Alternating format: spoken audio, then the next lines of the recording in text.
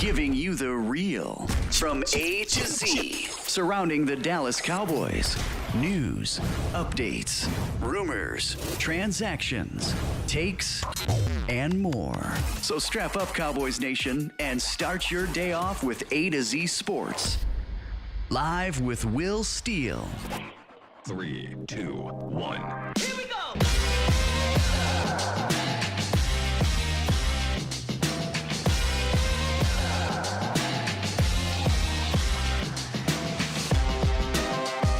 Good morning, good people.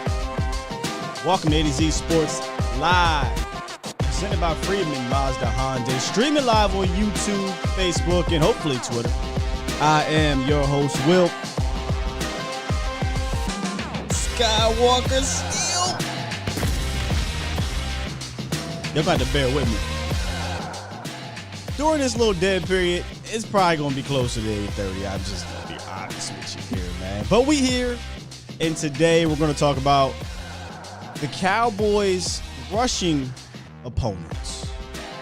I want to start looking into some of the competition. I don't know if we'll do a series. We'll see. This is that weird period of time. Maybe we'll start doing a series. Maybe we'll call it sizing up the competition. But I want to take a look at the rushing attack. I want to set up the stage for our state of the unit defensive tackle. I know that's going to be a series. Obviously, we've been doing it. But I want to set up that stage. And I said, you know what better way than to, look at the opponents that the Cowboys will be facing on the ground, because we all know that's one of the areas that the Cowboys need to tighten up. And we've been saying it for, it seems like 10 to 15 years. Now, they got better last year, but they could be better. So I wanted to look at some of these rushing opponents. And I got my top 5. Now, mind y'all, this is my top 5. Not your top 5, my top 5. And once we get to the end, we'll review it. And y'all can give me your top 5 at the end. And if you disagree, of course, please let me know, because some of these things I could change my mind on.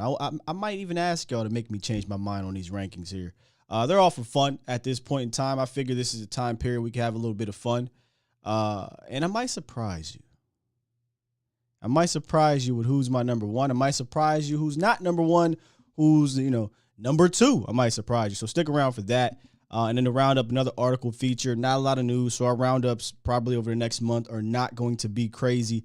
There'll likely be me featuring our guys over at A to Z Sports Dallas. So y'all keep it a buck with me and just stay here, lock in, loaded. If you miss it, run it back. Y'all know how we do, man. But shout out to the Bomb Squad. Bomb Squad! I see y'all in the building. Toxic Tom, Steven White, Professor O, by the way. Ran into Professor O yesterday, went down, took my boys too, down to AT&T Stadium. For those that check in on the Voss Lombardi live show, I wasn't there yesterday because I went down to AT&T, kicked it with Professor O for a little bit. My boy saw AT&T for the first time and got a chance to see Felix. I didn't meet Felix, but I saw Felix out there having a good time. It was awesome to meet you, Professor O. We got to do that again when you're in Dallas, man. Who else got there? Big Sarge, Matt Goddix, B Bird. I don't know if you was around here, B Bird, but Queen, shout out to Queen. She called you Big Bird, and I thought it was hilarious, and we kind of ran with it for the rest of that day. But what up, B Bird? Single 2,000 pounds. What's up, Lemitra? Joey Vela was good. Jesse Falls, Gregory in the building. Jermaine Cobb, Sir AD or APD. I can't ever pronounce that, man. Professor O, I got you, brother. Connor Collins. Big H, Dean Hill, Damon Kennedy. Do I have Facebook? There we go. CJ Richards, what up? Mackenzie, two times. Samuel Rowe was goody. 681 boy, Bill Pugh. Who? Mac Jones, what up? Antoine Swain in the building. Lamar, I got shanked by the butter knife. Might be my favorite YouTube name. It just might be. Chuck P, James Ruff, and Uncut Coke in the building. I see you, Matthew Tisdale, and then many more coming through. Derek Fisher, Mr. Woods, what's good? This is a new type of show for me. So, I'm growing with y'all in a way. So y'all let me know how this feels. Honestly, I didn't spend hours upon hours putting this together, but if I do, I feel like we could really make this fun. when we go around to each team, different teams, different units, and line these things up, size them up, and see how the Cowboys match up with them. But we're going to fill it out today. It's that kind of week. Next week, we're going to actually start a different series. We're going to size it up today, and if all goes right at the end of the day, we'll be setting the stage for the State of the Union Defensive Tackle Series tomorrow perfectly. So y'all stick around. What's good? Cedric Betts, C. Burleson, Money Mission, and Mark Canelo. What up? Brian B., I see you. And Jacob, I see you as well. All right, let me make sure I got this roundup right, though, because let me just give me 1 second, y'all. All right, we do. Let's go ahead and get to the roundup, which is another article feature from our guy, Matt Lennox, y'all. It's time! It's time! It's time! It's time. It's time. It is time for... It's time for the morning roundup. Round 'em up, boys. Yes, indeed. This is the morning roundup. And like I said, just an article feature from our guy, Matt Lennox, over on A to Z Sports Dallas. He asks how Cowboys are setting up Sam Williams for a dynamic 2022 season. And that word dynamic is it's a pretty bold choice of words there, my guy, Matt. But he gives his reasonings here, so y'all should check this out. So he's got 3 reasons why he's being set up for a dynamic season, and I'm going to give you my opinion on Sam Williams and where I think he can provide a boost. He says, number 1, relationship with Dan Quinn. Goes into detail with that. He is a Dan Quinn guy. I think more so than any of those day 2-3 picks from last year. You know, we thought that Nahshon was a Dan Quinn pick, but I don't really hear about Nahshon and Dan Quinn being as tight, right? Not saying that's a bad thing. They played, he's a defensive line coach. Nahshon's in the DB room. But Dan Quinn wanted this guy, and he details that relationship. Willingness to be taught. You really can hear it in Sam Williams, and this was a very good eye and pickup by Matt. Y'all know how I've been saying it for a while now. I love the fact that he wants to be great. In fact, I think he had, let me see if I got that quote. I probably don't anymore. I don't. But he had a great quote about not only wanting to be a great player, but a great person and a great father and whatnot. But Sam Williams, again, if he puts it all together, I do think he can be a well-worthy day 2 second-round pick, without a doubt.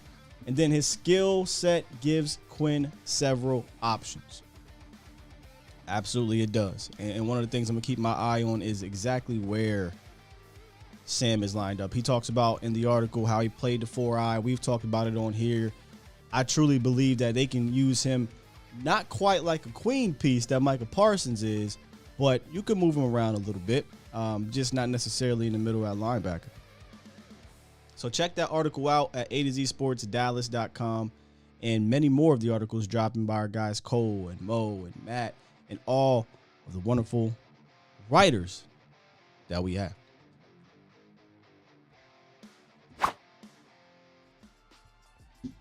All right, let's get back into the chat right quick. We got some people that's still rolling up in here. Professor O said, do the article feature by Shane Carter where he had Ryan Nall on his early 53. I actually saw the 53 roster prediction. Now, I probably will put that up here maybe tomorrow. We'll see. Ryan Nall. I'm almost, y'all bullying me into thinking this man going to be on the team. And we talked about it when we did the running back, State of the Unit running back.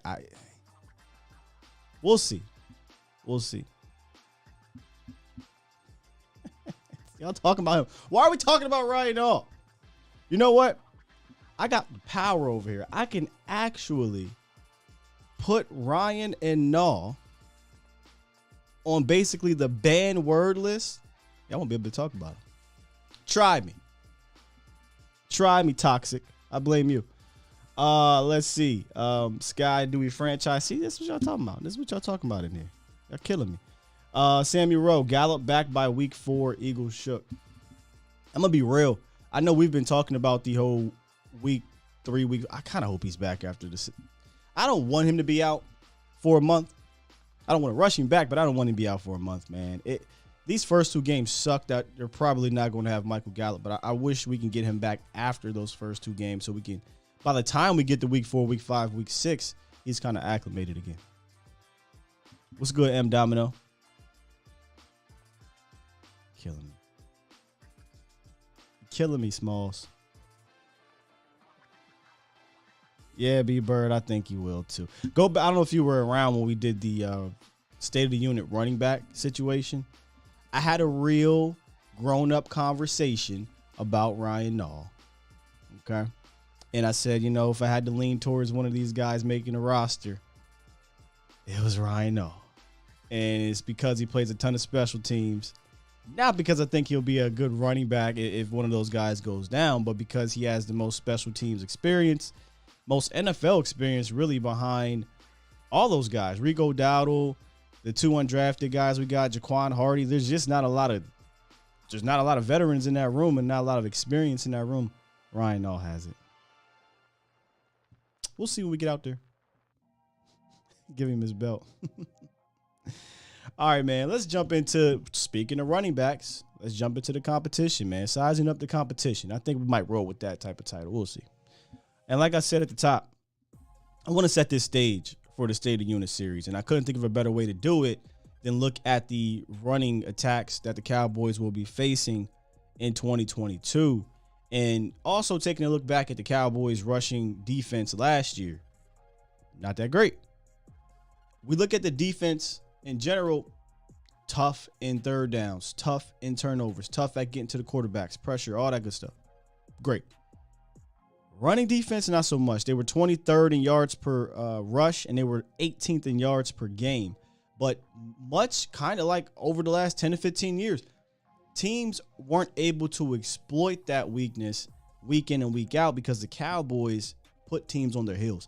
Even in close games, think about this for a second. I think back to the Chargers game. I think back to the Cardinals game. I think back to a lot of these other games. Hell, even when you look at the Saints game, these games weren't blowouts. They lost to the Cardinals, obviously. But they stopped really running on Dallas because it was like, man, you know what? Screw this. We got to try to score. We got to make sure we score either quick, fast, and in a hurry or get big chunk plays through the air because Dallas is going to come back and try to score and usually does score pretty fast. So I really don't think in those games it was so much so, hey, man, we should shut down the run. Now, the Saints, they really didn't do too much. It was Taysom Hill. It was mostly Taysom Hill. And Taysom Hill at quarterback. But when teams decided, hey, we're going to ratchet it up, go look at the yards per game, go look at some of the outcomes. Obviously, we're talking about in the playoff game, right? We're talking about in the Denver Broncos game where you couldn't get up on these boys and they controlled the tempo of the game. They ran on Dallas. And tomorrow we'll talk about the specific players and maybe players that we could potentially bring in to help with the run defense. But it's something the Cowboys are going to have to tighten up because I've got 5 teams, and you'll play a couple of these teams twice, that will mostly run on you, try to at the very least. And in a couple of these teams, one of these teams actually can do both. But they lean on that run game. And if Dallas doesn't tighten up the run defense from 4.5 yards per carry, I'm not asking them to go down to 3 yards per carry. We can get to that 3.8, 3.9. That's a major difference in my opinion. If you can go from being 18th in yards per game to being 13th in yards per game, 12th, that's a major difference in my opinion. That makes things harder and allows you to pin your ears back and go get the quarterback. So what we're not going to do is compare their rushing attacks to ours. We're just going to size them up here. So with that said, let's go take a look at number 4 and number 5. Let me make sure I got these up. I do. All right, here we go. Number 5. And like I said, y'all, some of these you could switch. But I'm going with the Minnesota Vikings. Last year, they averaged 113 yards per game, 4.3 yards per carry, and their lead back was obviously Dalvin Cook. You could argue Dalvin Cook's a top 5 back in general, but I wanted to include all components of this project. Every back, scheme, attempts, things like that. Dalvin Cook, I believe, was top 5. He was top 5 in rushing attempts last year, and I believe top 5 in yards. Didn't have a ton of touchdowns, only 6, but he averaged 4.7 yards per carry and 89 yards on the ground. Interesting, we play the Vikings, it seems like every year since Dak Prescott's been in here. And Dalvin Cook, he might have a good game, not so good game, not so good game, but you always have to game plan for Dalvin Cook. And the scheme is one of those schemes where they're going to try to establish the run for Kirk Cousins. I had trouble, though, because I'm like, should I put them at 4 above the Washington football people? Should I do that? But I didn't, and maybe I like both of these schemes. Honestly, you could swap them. I think it's because I like the Washington football people's scheme better. It's a little bit more modern, whereas the Viking scheme, the Kubiak style is still a good scheme. Don't get me wrong. Now they have, I believe, is O'Connell. I wonder what they're going to do. I wonder if they're going to keep that same rushing tech. I don't know. I believe they have Kevin O'Connell as their head coach. If they don't do that and decide to switch it up, well, it's a big question mark in regards to their scheme. But Washington, I like their running game scheme. For those that stuck around during the season, y'all know I've been saying this all year. If I were Kellen Moore, I would be stealing plays from Washington, Philly, and San Francisco 49ers. I like everything they do in regards to their ground game. The difference between them and us, though, they don't have quarterbacks. And we'll get to that next. They don't have quarterbacks that can really threaten you in the passing game that I think would open up the running game even more. Their lead back is Antonio Gibson, one of the more underrated backs in the league. He just happens to play for the Washington football people. They averaged 121 yards per game last year on 4.3 yards per carry. So that's 5 at Minnesota and 4 for the Washington football people. Should I have switched that? Should I have those guys higher? Lower? Not on here at all. I'll give a honorable mention to the Cincinnati Bengals. Reason why I didn't put them up here in the top 5 is because their offensive line was shaky last year. I do like Joe Mixon. He's a top 10 running back easily. But they didn't rush for a lot of yards. They're not really a rushing team, but they can rush. Like Joe was no slouch at all. They didn't finish anywhere near the top 10 in yards per game or yards per carry, but they got a good one. They signed La'el Collins. I believe they drafted another guy or signed another guy, so we'll see if that running game picks up next year. But honorable mention, Cincinnati Bengals, but I couldn't put those guys put the Bengals above any of these teams I have up here. So I got 4 for the 4 for the Washington football people, 5 for the Vikings.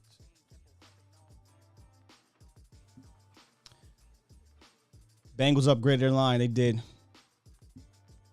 We'll see. We'll see how it goes. But I still like these other 2 teams better.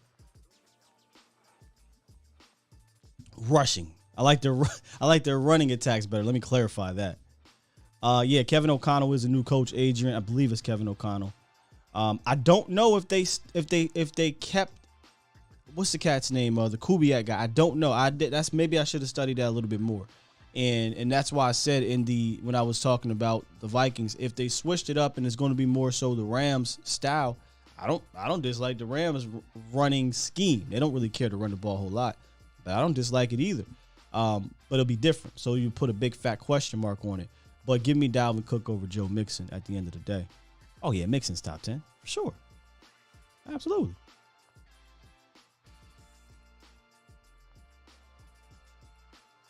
Mr. Wood says Washington's run game always gets off one game against us. Kinda. I mean, I don't know if last year they really got off, but usually they have a good game against us. And when I get to the other teams, one of the teams didn't really get a chance to run the ball on Dallas last year. Dalvin and the Chipmunks can't stay healthy, says Toxic.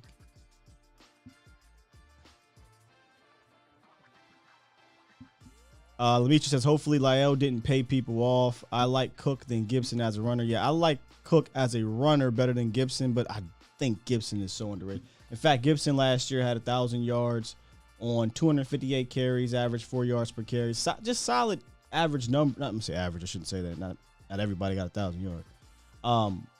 64 yards per game. Fumbled a whole lot. A whole hell of a lot. I think he might have led the league in fumbles from running backs. But Gibson, over the first 2 years of his career, I think at least, has been one of the more underrated backs in the game.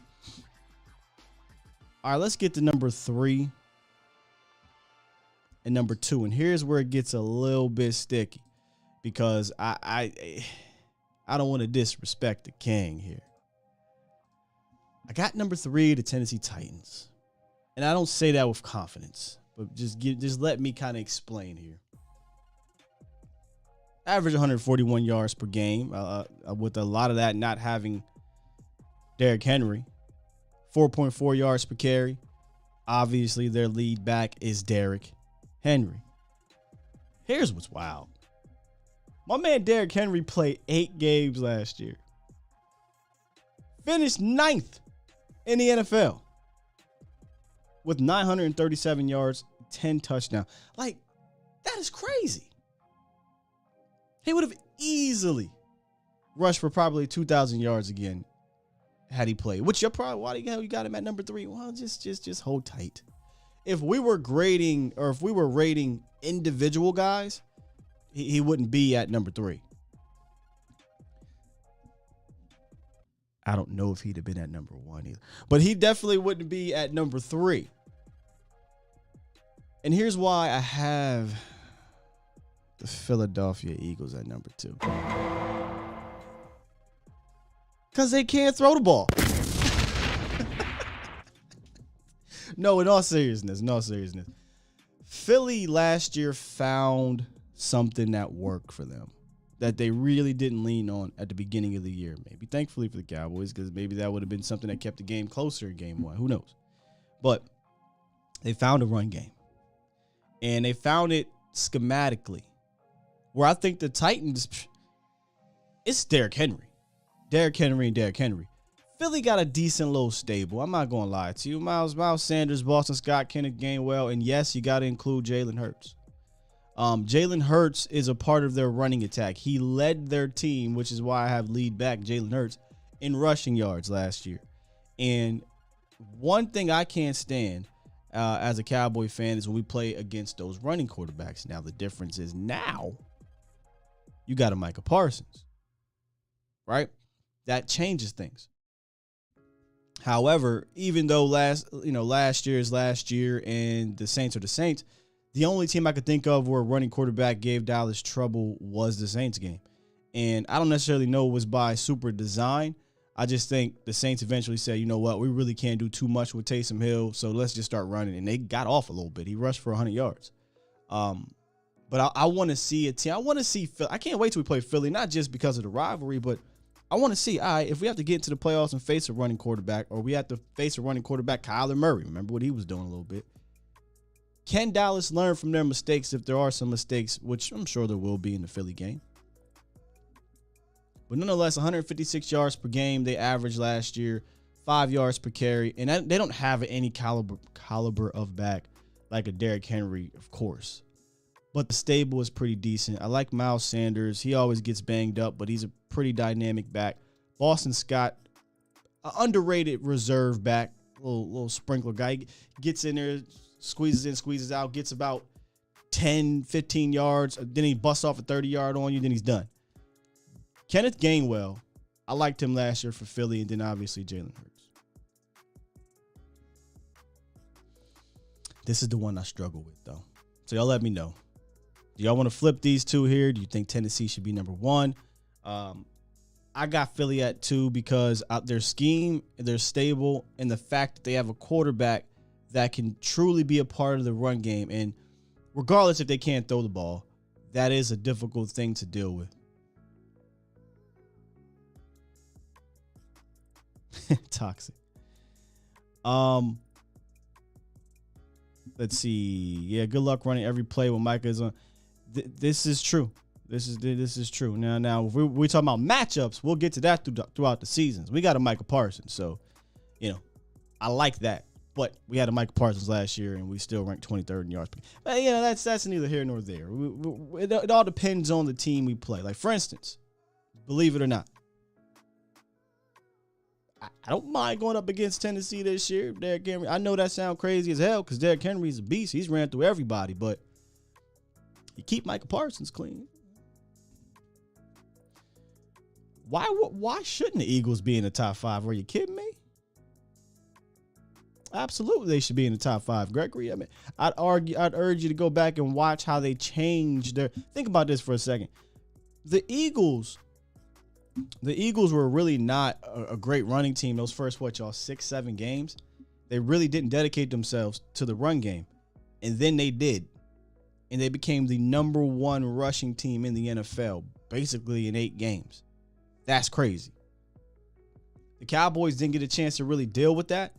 Because week 3, I think the Cowboys played them, wiped the floor with them. They just abandoned the run game. That really wasn't their style yet. And then at the end of the season, we played the scrimmage game. So, yeah, I think they deserve to be in the top 5. Now, you could argue 2, 3, 4, whatever, but I think they should be in the top 5, no doubt about it. Joseph said number 2 is pure facts. Okay, so some people. Sam don't like the Eagles over the Titans. I did it as a totality, but that was one I could flip upside down. Adrian says the Titans are primed for a down year. I hope so. They may be primed for a down year, but I don't think Derrick Henry is, man. He different. He different. Let's see. They didn't win a single game against a winning team. D-Shift, but the running game was pretty damn good. I wouldn't call the Saints trash. I know they destroyed the Saints on the ground in that game. Lennox says improving the run defense is key to the Cowboys taking a leap on that side of the ball. Absolutely. If they do get in the top 10 as a run defense, you're talking about going from a really good defense to elite. I don't need them to be elite unless we become a running team on the offense side of the ball. But if they lock down on that aspect, now we're talking about the Dallas Cowboys in the same breath as the top defenses in the league. And I say it again, last year, I didn't really see a dominant defense last year, which is real interesting. Usually there's at least a supremely dominant defense every year in football, but I don't really think there was one last year. He's a beast. Packers, I thought about that too, and I didn't want to disrespect. I could have put the Packers at 5. I'm glad you brought that up. Who was that just brought that up? Robert. Not the Rams. No, not the Rams. The Rams, they don't really care to run the ball. But Aaron Jones and A.J. Dillon? I personally like that group better than the Vikings. But I do know the Vikings are was a running team. Well, we don't know what they'll be with Kevin O'Connell, but was a running team last year. And obviously a lot of this is part what happened last year and part predicting the future in a sense. So, but that's a good one. The Packers, maybe they should be the honorable mention, not the Cincinnati Bengals, but the Packers are definitely a team that should be leaning on the ground game a little bit more this year without Devontae Adams in a very shaky wide receiver room. Oh, my bad. I didn't even put the call in line if y'all wanted to call in today. If not, cool. This will be a short, quick show. 351-999-3787. No special guests on the live show. That'll be later, and I'll be dropping videos as long as everything goes well. Titans got rid of their best receiver. Henry is getting all the touches. Yeah, he's. I can see 2,000 yards damn near again. And that doesn't mean the Titans are going to be 14-3 or nothing like that, but they'll go 9-7 and rush for 2,000 yards, or 9-8, whatever it is now, and they'll rush for 2,000 yards as long as he's healthy. All right, number one's easy.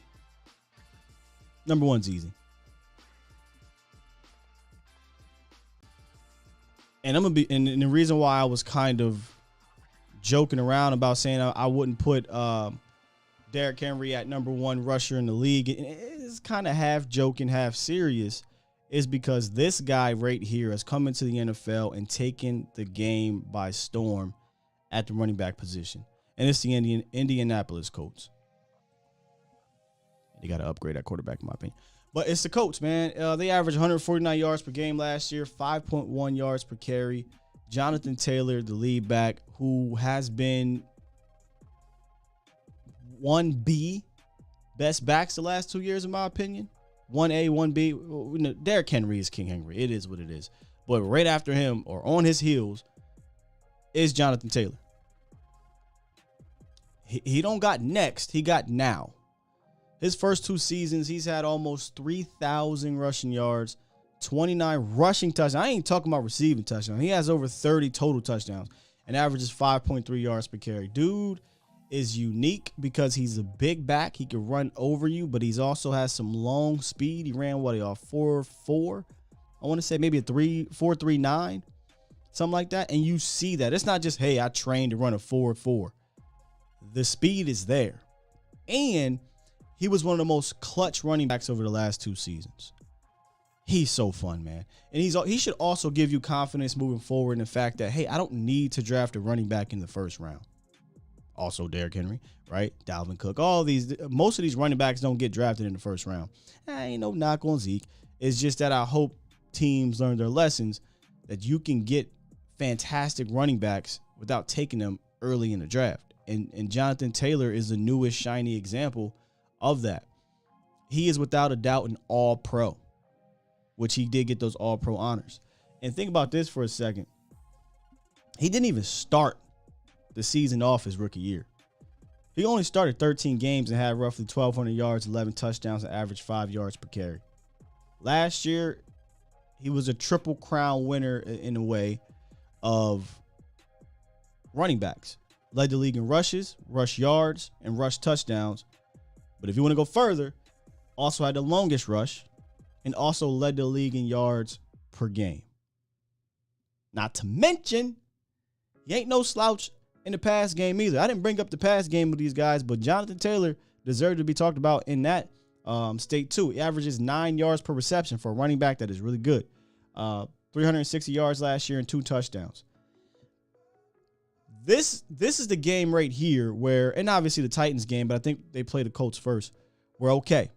If you got to meet one of these backs or one of these rushing attacks in the playoffs, can you buck up? Because that's where the running game is really going to take, and we see it every year with Dallas, right, y'all? They lost to the Rams when they decided to run the ball on with Todd Gurley and I forget the other dude's name. And then obviously last year, Elijah Mitchell and those boys and Deebo Samuels and the 49ers came in and just ran the ball down the Cowboys' throats. If you show throughout the season that you can't contain these guys, or there's just a little crack in the armor, like, okay, yeah, this team only rushed for 90 yards on y'all, but they averaged 4.8 yards per carry. They just couldn't run a lot because y'all got the lead on them. But when you get to the playoffs, it's going to slow down a little bit. So I wonder how many of y'all would have taken the Titans at number 1 here because of Derrick Henry. Y'all let me know.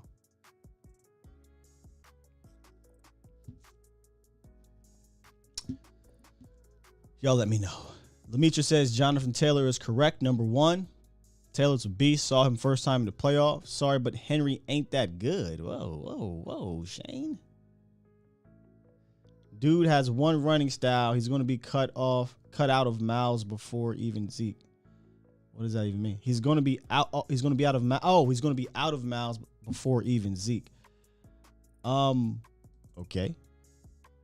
I mean, I guess maybe I shouldn't give this comment that much attention. He ain't that good. I don't know how you ain't that. Yeah, I ain't gonna go there. I think you be on an island by yourself with that one, Shane. KG from DC. Derrick Henry's size and weight make me worried about his health long term. Taylor is a monster. Long term is he already hit long term. We're talking about the running back position, and he got 6 seasons in the league, and 4 of them are top seasons. Anything after that is a bonus when we're talking about running backs. I had this conversation before in regards to Ezekiel Elliott. And let's just be honest, Zeke hit his peak. Like that's what you got, peak Zeke, in regards to, I think, production, in regards to being the best back in the league and all that stuff. If you go look at the history over the last 10 to 15 years, the best back usually lasts about 3 years, 4 tops. But it's like a really good 3 years. The Le'Veon Bells, the Todd Gurley's, the Ezekiel Elliott's, Larry Johnson, if you want to go back, Sean Alexander. Like, that's just how it's been over the last 15, 20 years in the NFL. In the 90s and 80s and 70s, different story because it's a running back league then. Now you're going to get about 3 to 4 years tops, and then somebody else is coming, Jonathan Taylor. That's just how it is now. So I think if you look at a guy that's played 7 years in the league and 4 of those years are elite, you topped out to me. Anything after that is a bonus. You're right, Chuck. I mean, he broke his foot? I don't know how he broke his foot, but I think he broke his foot, right? Mr. Woods, India number 1 is good, but what about Brown and Baltimore? We don't play them, right? Like, I ain't tripping, am I? This is the top 5 rushing attacks the Cowboys are playing. So my bad if I confused y'all. Top 5 rushing attacks the Cowboys are playing. Got the Colts number 1, the Eagles number 2, the Titans number 3, Washington football people 4, Minnesota 5. But now my man brought up the Packers, and I'm like, man, I should have probably put the Packers because I like Dillon and I like Jones better, honestly.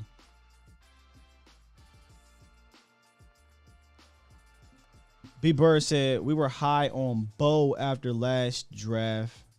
Bo. Oh, Bohanna, speaking of which. I trust McClay, so we have to give Bo time to develop. If it seems like we done gave up on him. Well, just hold tight. We'll talk about the DTs tomorrow. I'm very interested to see if they carry 2 big boys, which, give you a little tease, I think they will. Single 2000 says AP and Gore were the only unicorns of recent history at running back longevity. Yep, I think, who did I have this conversation with when I was like, if you're going to be one of those guys who are elite for 10 years type of thing, you got to be a freak. Like, you have to be an absolute, AP is a robot. Like, don't get it twisted. Emmett might not be AP in regards to athleticism, but you're a freak when you can play 14 years in a row and not really get hurt. Like, that's freakish, man. In a time period where, you know, running backs took that type of pounding. Nowadays, these guys aren't lasting that long. So if you can get 3 to 4 elite years at running back, man, you made it. A lot of these guys don't really remain elite past that anymore.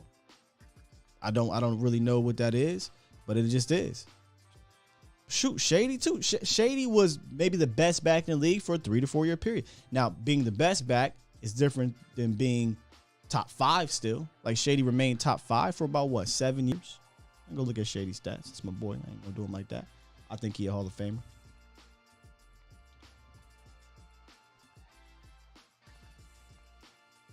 Yeah, 2-time All Pro, 2, 3, 4, 5, 6-time Pro Bowler. So from about 2011 to about 2017, that's a bonus. See, to me, if you can do it for 7 years like that, you deserve to be put up there. And he was a 2010s All Decades team. How you not a Hall of Famer, bro? Like, he's a Hall of Famer. But I digress. Here are my top 5 rushing opponents. What are your guys' top 5 rushing opponents for the Dallas Cowboys heading into the 2022 season? Yeah, I remember Jamal Charles. Man, let's talk about some of these older backs. Jamal Charles was a beast for, like, again, 3 years. He kept getting hurt. He a Hall of Famer. Don't get me started. He a Hall of Famer. Big Sar says scoring points will significantly reduce the running back's ability to have huge rushing numbers and attempts. Scoring points. Like, what if they're scoring the points, though? I don't know if he was in here, James Rogley, but he said he's not top 5, but we're sleeping on Joe Mixon. He's not a scrubs guy. We are not sleeping on Joe Mixon. We talked about Joe Mixon earlier in the show. I don't know if you were in here or not, but yeah, I had the Bengals as a honorable mention.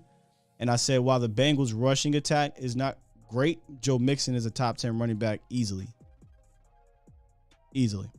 So no sleeping on Joe Mixon. It's the Bengals. And they don't really run the ball all that great. And they don't run the ball willingly enough to be above some of these other teams. James, are you not listening? He said, what about Joe Mixon? Mic check. Is this thing on?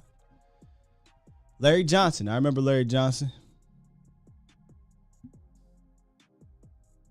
Scott, I think you can replace Henry, not because of talent, but will he stay healthy by week 14? I mean, let's go back to Derrick Henry real quick. Derrick Henry games played. 15, 16, 16, 15, 16, 8.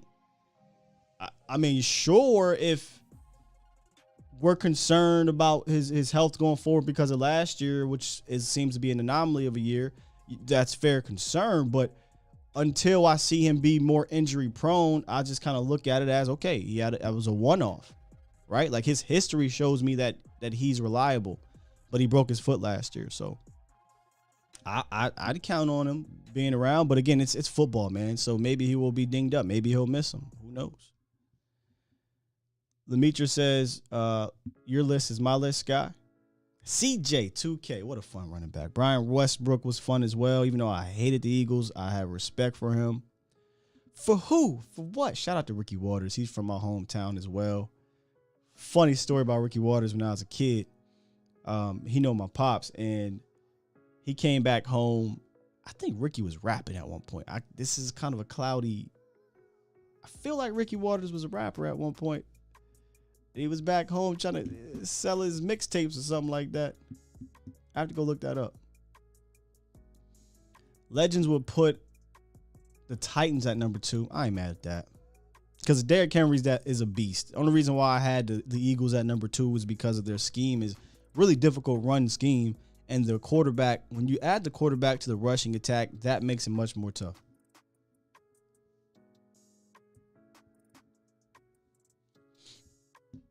I think the Pivot podcast is amazing. I think the Pivot, I like the I Am Athlete. I love the fact that these athletes have a voice now that's different than it was in years past. And we can hear these stories and things like that. That's awesome. The Mike Tomlin one, bro. Oh, like, I wanted Mike Tomlin when he became available. I didn't care about no Jason Garrett. Mike Tomlin and John Harbaugh, I know is revisionist history, but I was interested in those guys as opposed to JG, but that's neither here nor there. It's all about, oh, by the way, because I saw you say Goose, which is weird because I'm thinking of Goose. Rest in peace, Goose. Tony Saragusa passed away. Was it yesterday? I believe it was yesterday, maybe 2 days ago. My apologies. These days are all coming together, but man, not just, I remember Tony Saragusa from the Ravens. Tony Saragusa. I know I'm older, and y'all probably like, well, you should remember the Colts. Tony, I don't. I remember him from the Ravens. He was just a fun, to me, back then, we think of 3-4 run pluggers, Sam Adams, Tony Saragusa, Gilbert, who was also in the 90s. But Goose was fun on the mic, too. I think the later part of my generation knows Goose from being a broadcaster, sideline reporter, or what have you, for Fox. And, man, 55 years old is just too young, bro. It's crazy. Jerome Bettis was Hall of Fame, that's all. But yeah, rest in peace, Goose.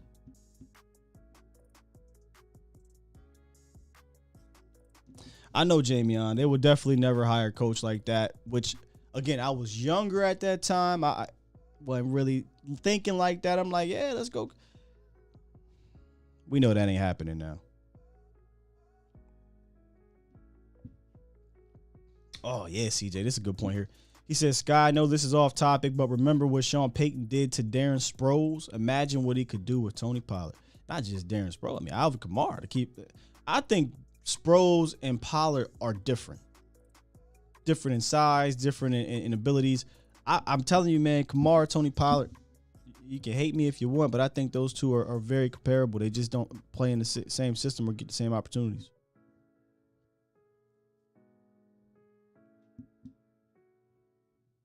because they draft well, Robert. They're fantastic. They just were the Ravens organization under Ozzie Newsome, just elite all-time drafting. I think they got, now Ed Reed was later, but they got 2 Hall of Famers in one draft. Jonathan Ogden and I want to say Ray Lewis was the same draft, if I'm not mistaken. I think this is fascinating among Cowboys fans. And now we're kind of in the weeds here at this part of the show. A lot of Cowboys fans say things like what common sense says. Sean Payton's overrated. Like, fandom is so interesting to me. And we're all here. We all do this. Like, why is he overrated? Because I think he's a fantastic offensive mind, offensive game caller, play caller, etc. Like why is Sean Payton overrated? I think some of the things he's been able to do throughout his career in New Orleans is fantastic.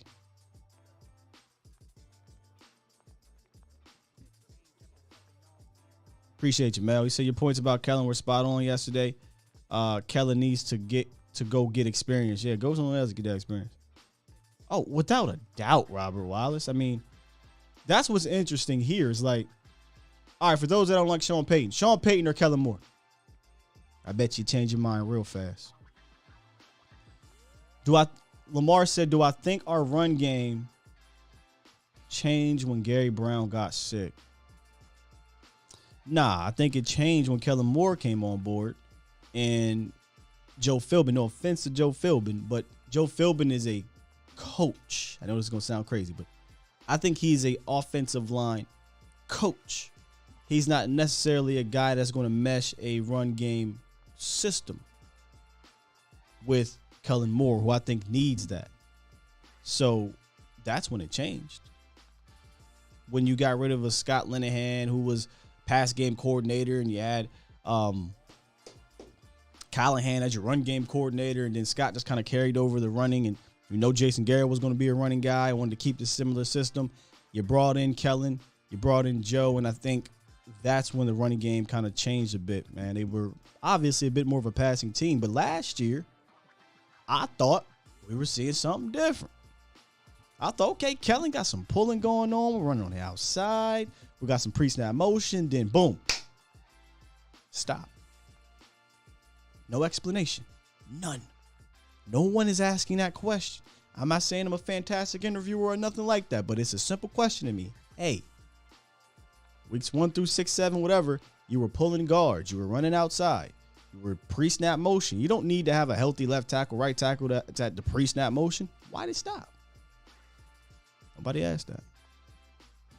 Let me see if I can get back here to find this Sean Payton thing. Where Common? Where you at, Common? You gotta give me your reasonings. Okay, so your reason is because he has won a Super Bowl with the Hall of Fame quarterback? That's why he's overrated? That's not good enough. You gotta come a little harder than that, man. Why is Sean Payton overrated as a head coach?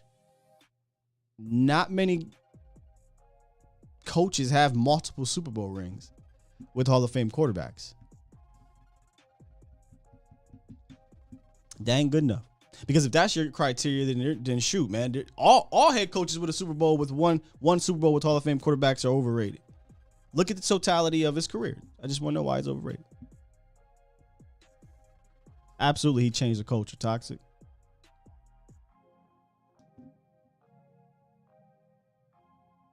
D Block said it's Kellen Moore. I would definitely give you the floor.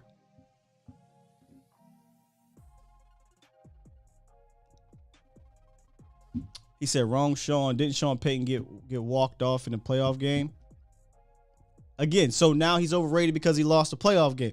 Again, I'm trying to give you the floor here, comment. I'm gonna let you think about it, and I'm gonna go to D Shift on the horn because I want to really have a real conversation about this. Why is Sean Payton overrated? What's up, Shift? Nothing much, man. No, I think that's just the culture of kind of fans, you know. Like everybody wants the hot take, you know. So they want to be able to say that the greats are overrated and say that, you know, all the solid guys are gonna be perennial Hall of Famers, you know. They want to be the one that said it first. You heard it here first, you know. I told y'all back, I was telling y'all when Sean Payton was overrated. Y'all didn't want to believe me. But now he retired. He ain't got it no more. So, now you got to wait till then, though. But, nah, man, I'm checking out your list of kind of the running attacks. Now, are you talking about just primarily running backs, or are you factoring in the whole equation? I've talked about at the beginning of the show. It's not just one runner. The runner obviously is part of it, but the scheme is also part of it. How many times they run the ball and things like that. Well, let me throw it this way to you. Have you considered offensive line? Is that what you're gonna say? Yeah. Well, not the offensive line. That too. That's a big part for me. And what kind of some counter teams I want you to pay attention to maybe, but also the quarterback. No, I did. This is strictly just a rushing attack and the scheme of a rushing attack. The players, the running backs, not necessarily the quarterbacks. If you have if you have a trash passing game, that's going to kind of hurt your running game a little bit. You know what I mean? No, it's not. Let me tell you why. The Philadelphia Eagles had a trash passing game, and they were the number one rushing team in the NFL. So man, they played a lot of trash teams though. At the end of we got to stop doing that, man. We played trash teams. We did. We whooped on the six. We were 6-0. We were 6-0 in division. You see, this is how I know you weren't paying attention during the stream. I acknowledge that the Philadelphia Eagles had a trash passing game. Hold on.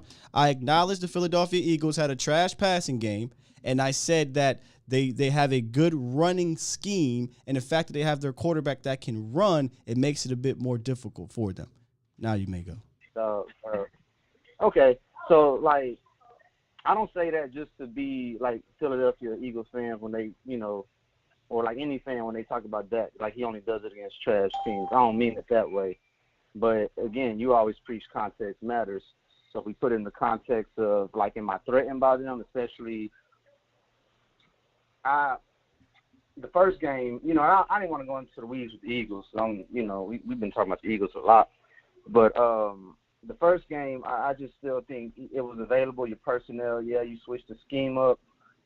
But at the end of the day, I feel like quarterbacks still – we've had a lot of good running games, and it didn't really net success all the time for us, especially that year when we had to play with, Dak being hurt, the year Romo. Let me ask you a hurt. question. What is your end game with this conversation here? Because I feel like you're about to just say a bunch of things, but what is the meaning to it? Because if you go look at I have top 5 rushing opponents. I'm not saying top 5 opponents to be scared of. I'm not saying that these teams are going to be great. I'm not saying that because of their running games they're going to run all over the Cowboys.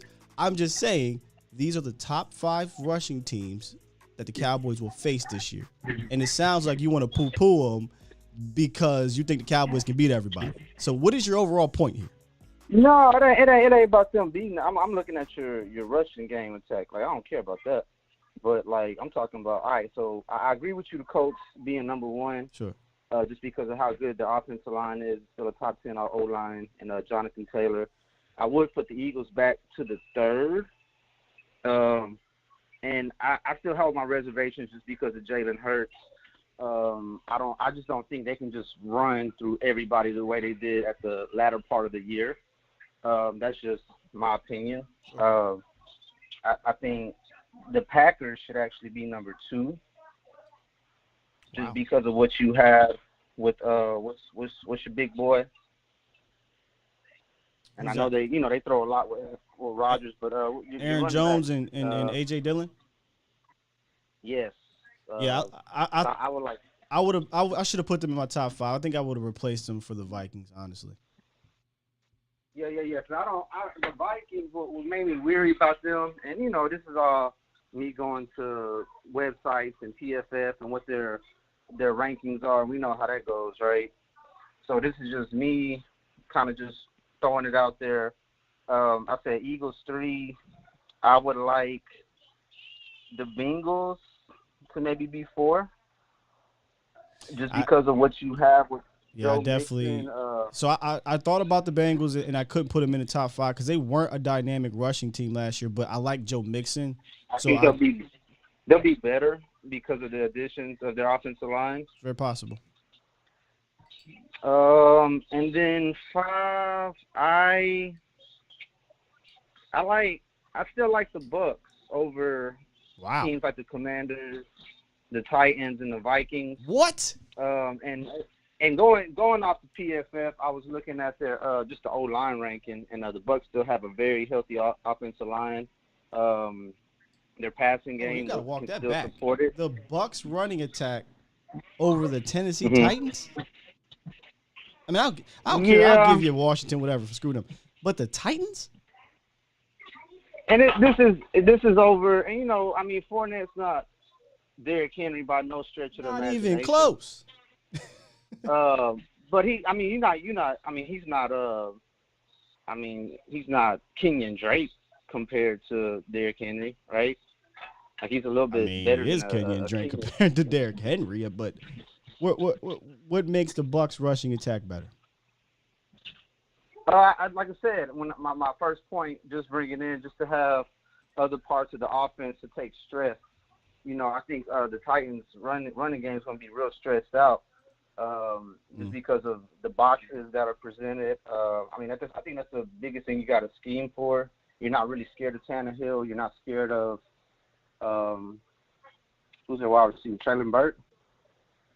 So, yeah, I don't think they really have rest of the offense. I looked at the O-line ranking, which is, the Titans have traditionally been pretty good. You're killing me with the O-line rankings on PFF. Killing me. I mean, these dudes, they spend just as much time as all of us looking at football, too. So I'm not saying that it's an absolute, but it's a respected opinion.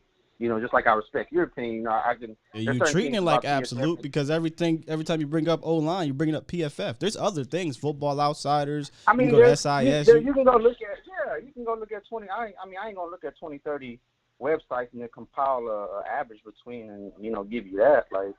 But that's ultimately, relative to. I don't think they're too far off of these other things. So I wouldn't say. Titans being out of the top 20, close to the bottom. I don't think you'll find that their production, is back when they had, Conklin and what's the other guy, Luan and Ben Jones, and so I think there's probably some fall off, and so I like Derrick Henry. I'm not trying to disrespect the 2,000-yard back, but I just think there's just Titans are going to be keyed in. They do play a weak division, so that but as far as them playing us, I think we have enough playmakers. That's not what we have to worry more about. That's not what I'm doing. You're changing the whole dynamic, these shit. But I appreciate what you're trying to do here, and that is something that will obviously focus on when we match up against these opponents. And I tried to focus strictly on the running aspect of things here. And I get that you're trying to tie it in. Hey, the quarterback, the receivers, the run game. I'm sorry, the weapons, the setup. I get what you're trying to do, and that is maybe a project for another day. But from a purely running standpoint, I just disagree about the Bucks. I don't know. I don't think it's too. Like I said, personally, me, if I'm having to contain the running attack based off of, that's primarily what you're playing. You got to play. Let me ask you a question. Running game. Let me ask you a question. When you're playing the Tennessee Titans, what you gearing up for? Derrick Henry. When you're playing the Bucks, what you gearing up for? Okay. I get what you're saying. Answer the question. What you gearing up for? Okay, Tom Brady. Well, I'll give you the answer that you want. But what I'm saying is, if you're going against, I get the premise of what you're saying now. All right, so it's just about what are these coaches going to be scheming for? What's the top? Just strictly the running games, bro. That's top 5 teams. Okay, that's fine, and I get that from that standpoint. Yeah, so I respect that. Yeah. Now, when you're talking about totality of the top 5, when you talk about the top 5, I'm looking at these teams, and I'm like, what am I scared of? If I'm the defensive coordinator, the first thing I'm rolling out is Jonathan Taylor. Stop the Eagles running game. Stop Derrick Henry. Stop. Right. I think you still got to respect Gibson. Right. and stop Dalvin cooking them. Okay, I get that from that standpoint. Right. Like I guess two totally different rankings. Right. Exactly, Chef. Like what you're saying is I'll probably end up doing it. You know, top 5 offenses. Right now, you talk about the Bucks, and you take out Washington, you take out Philly. You probably, you know what I'm saying, and you insert the Bucks, you insert the Cincinnati Bengals, you insert the Rams. You feel me? Like it's a different situation in that regard. And I guess I am more or less talking about the overall offense, but I'm trying to, if I'm scared of a running attack as a whole, right? And you know, of course, you equate the O-line, but again, I'm trying to like prepare for this running game while also considering the quarterbacks because of how effective they can make their running game. You know. Yeah. But I understand from that standpoint. But appreciate it, Scott, man. I'll holler at you, bro. Yes, sir. Appreciate you, D-Chef. All right, bro. Yes, sir. I gotta relax. Where Uncle Charles at, man? James, let's get JR up in the building. It's been a minute since I heard from you, brother. Ah! I knew that was coming. What's good, baby? Let me level out your volume real quick. What's up, bro? Oh man, my bad. What's going on, man? I'm excited. I know, Boy, hey, hold on. Who you gearing up for? When you play the Titans, who you gearing up for? Derek Henry. Who you gearing up for? You play the Bucks. I just feel like sometimes if you simplify it, then they'll understand where I'm coming from. You know what I'm saying? Brother, I don't know when he kept saying play PPF, Pro Football Focus. Man, come on now. You could have did better if you just said Siri. Who the number 1 ranked team in the NFL? You know what I'm saying? Come on, man. Nah, you know, it's all good. Everybody got their take. The context. Everybody got that. I don't mind the offensive line context, but we all know how I feel about PFF. I don't care for grades in regards to PFF, but their statistics are awesome. So if he'd hit me with some statistics from PFF, sure.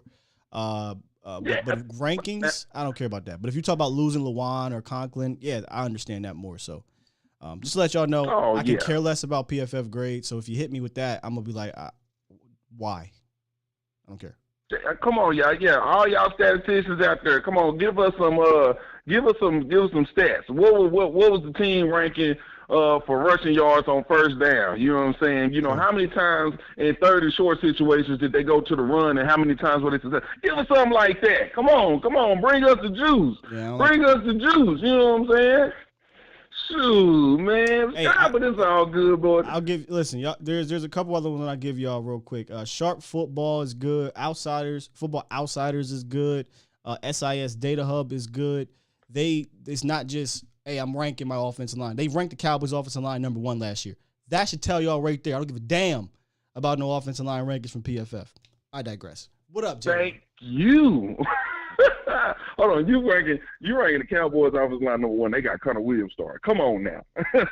Come on now. All my football, anybody with average football knowledge know that that's some vibes right there. Come on. You know what I'm saying? But I want to, this is what I wanted to ask you, Sky, about the Sean Payton debate. Now, here's my question, okay? Because when we talk about head coaches, we know head coaches, you know what I'm saying, they kind of like the overseers, they the boss and all that, you know what I'm talking about. They go to the coordinators and assistants and say, okay, this our game plan, this our install, this is what we're going to do. Y'all go and make sure the players know and make it happen. Boom, you know what I'm saying? That's how they do it. Now, my question is, in New Orleans, was it Sean Payton making the brainchild work, or was it his assistants that were producing for Sean Payton? That's my question, because that's going to tell me whether or not Sean Payton can go into an organization, turn around, make it a championship organization, or was it his Avengers assembled that made him great? That's my question. I mean, I would give majority of the credit to Sean. I mean, historically, the Saints franchise was a dumpster. He goes in there in 2006, and for 15 years he coaches them, and has a 241 and 152. I'm sorry, 152-89 record, 63% winning percentage. I mean, and I get he had I don't like how we do this in sports, man. He had a Hall of Fame or he had a great. Well, yeah, that's usually how it happens. Go look at the great quarterbacks, the 80s and Joe Montana. You can't talk about Joe Montana without Bill Walsh. You know what I'm saying? You can't talk about Roger Staubach without Tom Landry. You know what I'm saying? You can't talk about John Elway without bringing up Mike Shanahan, helping him get 2 Super Bowls. You could talk about if John Elway didn't get the Super Bowls with Mike Shanahan, y'all would have been calling him a failure. You know what I'm saying? So Drew Brees was actually, people forget, Drew Brees was in San Diego. Not for 1 year, for multiple years. And he was okay. He's a pretty solid quarterback. Hurt his shoulder and they took a chance on him. And all of a sudden, Drew Brees, a Hall of Fame quarterback, they get a Super Bowl and yada, yada, yada. And it's like, oh, no credit to Sean Payton. I don't understand that. Here's another thing. He didn't have Drew Brees last year. They went 9-8 with Taysom Hill and Jameis Winston. To me, I give you a golf clap for that, bro. That's an accomplishment to me. Do we think Jason Garrett's going 9-8 with Taysom Hill? Boy. I bring up Jason Garrett because whatever. Hell, Mike McCarthy. We saw what happened when he lost Aaron Rodgers. They had a terrible record. So, yeah, I digress. See, and you made my perfect point. The other thing I was thinking about, I was gonna put in the chat and say, no, let me call and I want to say this. You know what I'm saying? How many of Sean Payton's assistants have moved up to coordinators? How many of his coordinators have moved up to head coaches? The tree, I'm going to be honest with you. Maybe the chat helped me out in here. I don't know the Sean Payton tree as much as I would know, like Bill Parcells, Belichick. I don't know his tree like that. I mean, Dennis Allen technically is the head coach now.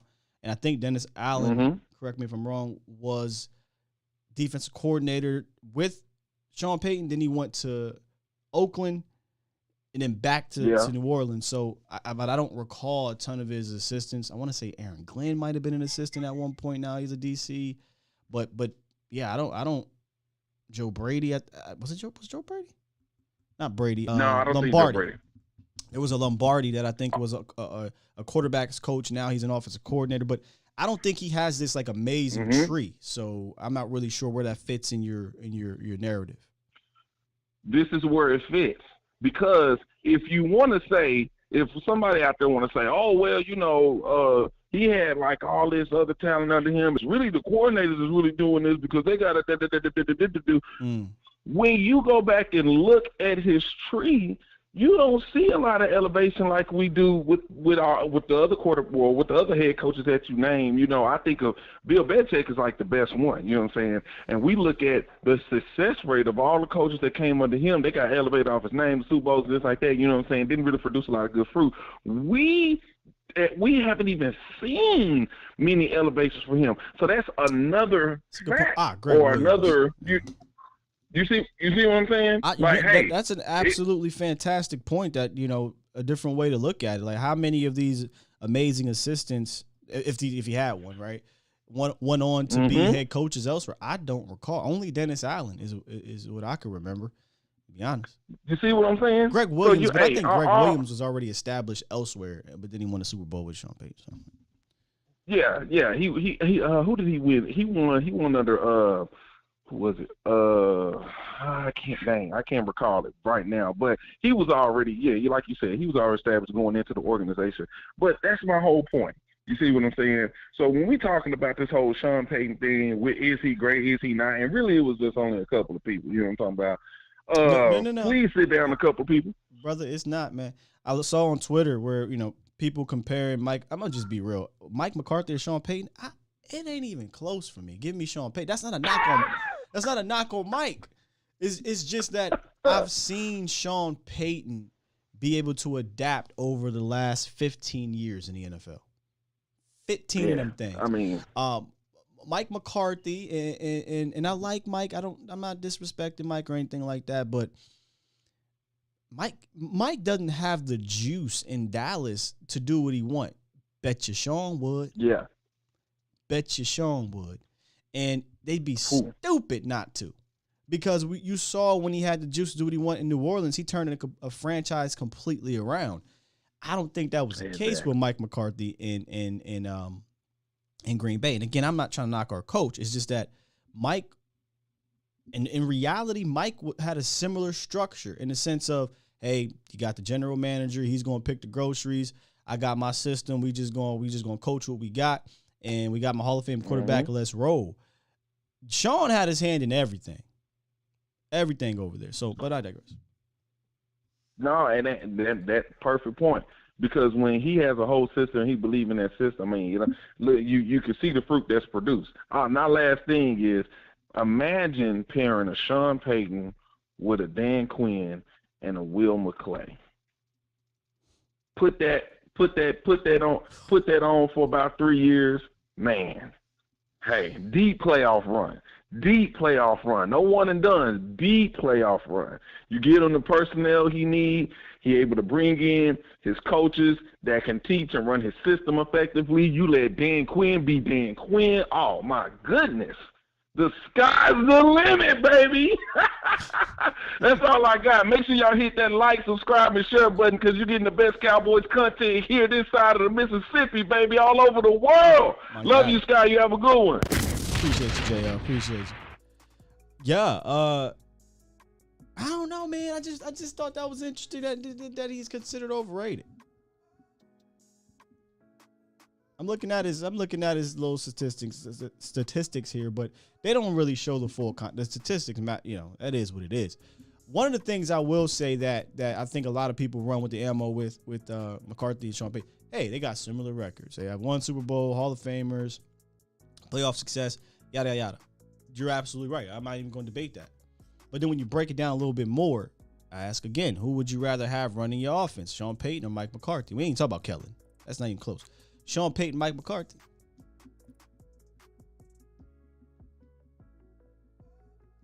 Sean Payton. And this ain't Will bringing up Sean Payton saying, hey, Cowboys are going to have Sean Payton next year. That's not what's happening. We had a great comment in the comment by common Cowboys fans. That's a lot of comments. And I was like, oh, let's run with this and see what happens here.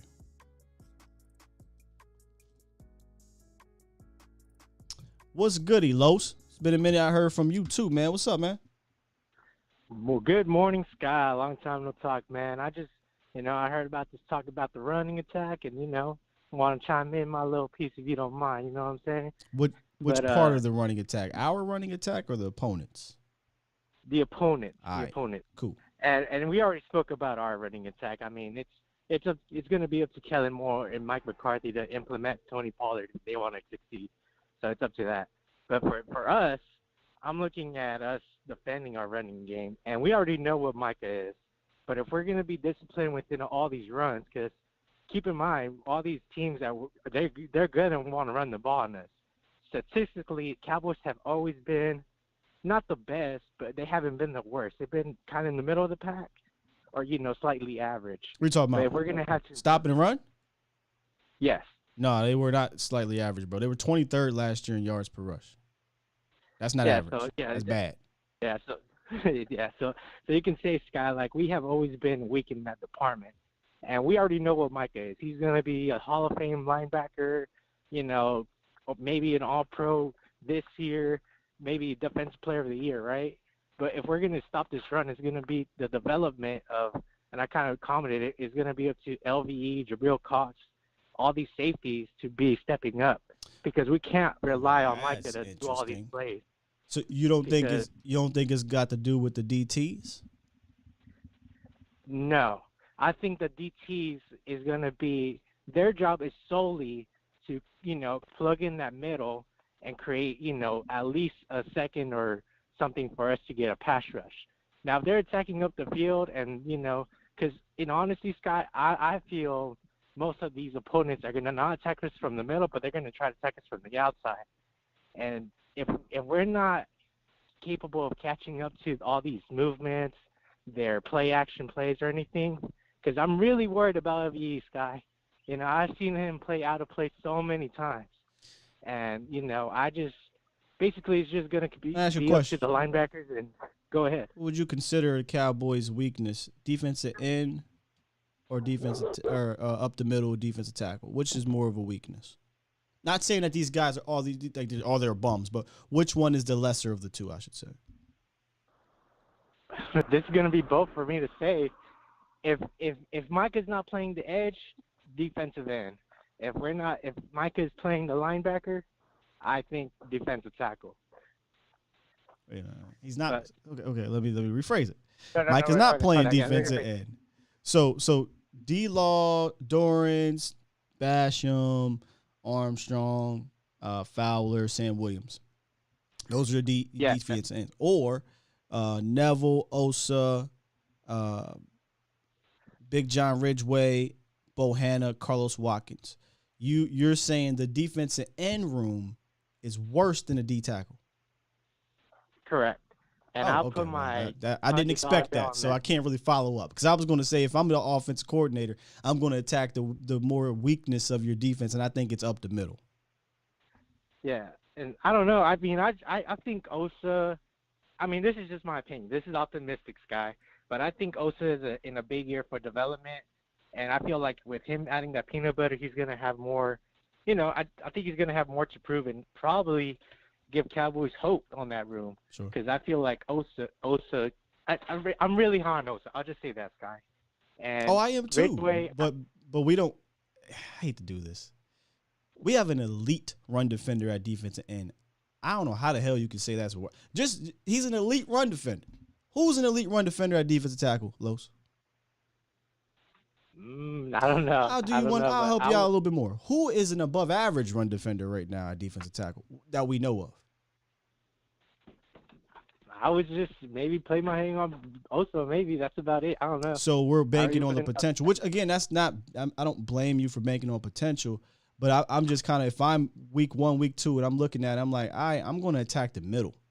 I'm going to attack the middle because I think it's softer for right now. And I like John Ridgeway. I like Bohanna and things like that, but I haven't seen the Cowboys be dominant up the middle in 15 years. So that's where I was kind of getting at with it. It's all good. And hey, we would have been dominant up the middle if Eagles would have not took in. What was his name? I forget. Shit, I even forgot his name just because he's. Big Jordan. Oh, Jordan Davis. Yeah, Jordan Davis, man. If he would have been with the Cowboys, guy, I wouldn't even be worrying about the run right now. In honesty, that's the one right there. That's the one that that dominant type of one tech run defender. Now we'll see if he becomes dominant with Philly. Yeah, but yeah, and that's all I have to say, Sky. I just hope that this team, develops in the right way defensively. Because I feel like we are going to take steps forward in the defensive end or defense in basically the passing and run attack. I feel like we might be 17, maybe 18 ranked, and that's not way better than 23rd, but at least it's getting to the point where you're improving.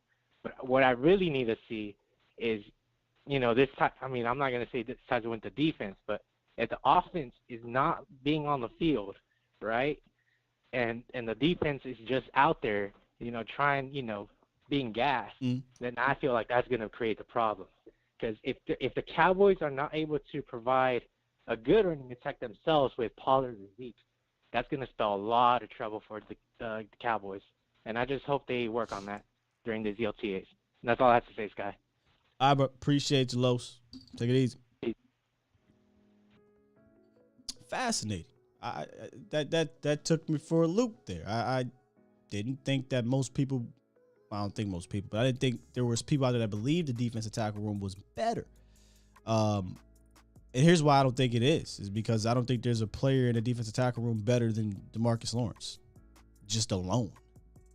You know what I mean? So then I guess you can look at it as a collective, and I am super high on Osa. Y'all know I am. I find it hard to really say we have a stout run defense tackle room until we see that we got a stout run defensive tackle room. I know DeMarcus Lawrence is elite at stopping the run. He was saying something in there that made me think about Micah. It's ridiculous how much we count on Micah Parsons. You hear what he said? If Mike is at defensive end, defensive end. If Mike is at linebacker or defensive tackle, we don't got a bunch of Micahs, man. We got to figure it out here. It's only one Micah Parsons. So we're going to need both of these, the DTs, the DEs, and the other linebackers to, I don't want to say make us forget that he's there, but to kind of level up their play as well. Because we kind of joked around like, hey, man, if you pull Micah out the linebacker room, it's a weakness. But if you pull Micah in the linebacker room, it's strength. I shouldn't have to say that. It should be a strength because it's deep in that way. But interesting. Maybe we'll bring this back up tomorrow because we're going to be talking about the defensive tackles. But I never really thought of it that way. How many else agree here? Defensive tackle room is stronger than the defensive end room. Chauncey might be the new Randy, says Robert. Captain America, we got the big white gorilla. Vanilla Gorilla, a.k.a. Big Country is what I'm calling him. Special K is one who believes the overall room is better. Wait. The overall room is better at DE. Oh, I thought you were saying at DT. Yeah, I think the overall room is definitely better at defensive tackle, but I'm sorry, defensive end. I'm getting myself confused. But I thought I saw in the chat that there was some people who believed the DT room was better. Legend says we need a strong nose tackle to plug up the middle. Well, let's see, man. We got Big Country and Big Bo. We'll see if these guys can be those nose tackles. Here's one thing I do like is that at least there's an attempt now from a drafting standpoint. I would love to pair it with some free agent acquisitions from a pure one-tech defensive tackle run-stopping type of role. But at least there is an emphasis on, we're going to get a big boy. Dan Quink came in here and said, what? Y'all keep drafting these 297, 300-pound three-techs and want to let them play the run? Go give me the 6'5", 340. Go give me 6'5", 330. Sole responsibility to play against the run.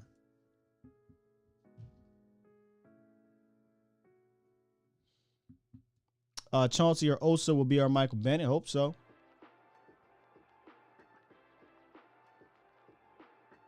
I thought I saw some people in here. Maybe I was just reading that wrong. My bad.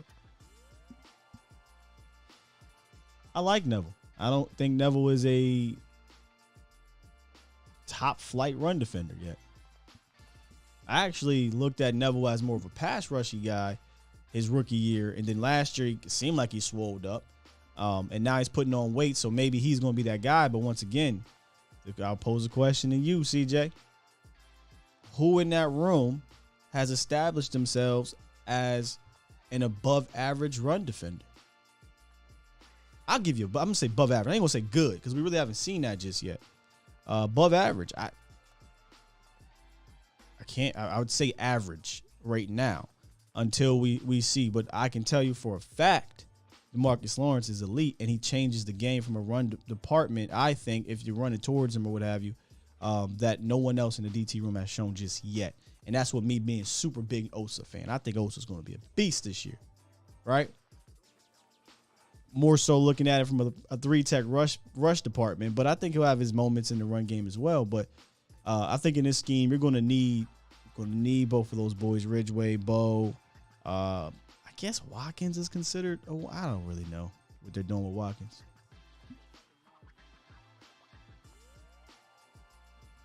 All right. Good stuff today, y'all. Tomorrow we'll be back here. Yeah, JT. Yeah. We'll be back here for our Friday show. But later tonight, join our guy Mauricio Rodriguez for the final episode this week of A to Z Sports Prime Time. I think we had some good, interesting topics. We didn't necessarily stick with the rushing situation, but I like where you guys' minds at. I like when you guys provide different things to bring up here, and I appreciate that. So salute to y'all. Salute to the Bomb Squad. I'll get to a couple more when we get out of here. I am legendary. If the DT room is better than the DE room, I need an A to Z cup holder or anything in memorabilia. Listen, here's the thing. I hope they become better because they rose their level of competition. You know what I'm saying? Not because the DE room was bad. That's how I want this whole roster to be. Obviously, that's not how it always works, though. With that said, man, please do me a favor here. Hit that like button. Oh, we're not going to work? Okay, that's cool. Hit the like button if you can. on your way out. Subscribe if you're new and you enjoy the show. And if you just subscribe and you cannot, okay, let's get back here. If you just subscribe and you cannot comment, it is that way for a reason. We now have gotten rid of most of these bots because of the way we do things here in regards to having to be a subscriber for at least 20 minutes. It is working. It's fantastic, and I love it. But hit that like button on the way out while I hit this button on the way out. Join my man Mo later tonight, A to Z Sports Prime Time, 8-ish p.m. Be more on time than I am. Hit up A to Z Sports Dallas.com for all of our amazing articles from our amazing writers. Appreciate y'all. I'll be back tomorrow. All right, close to 8:30. But we're going to rock. Love you. Peace.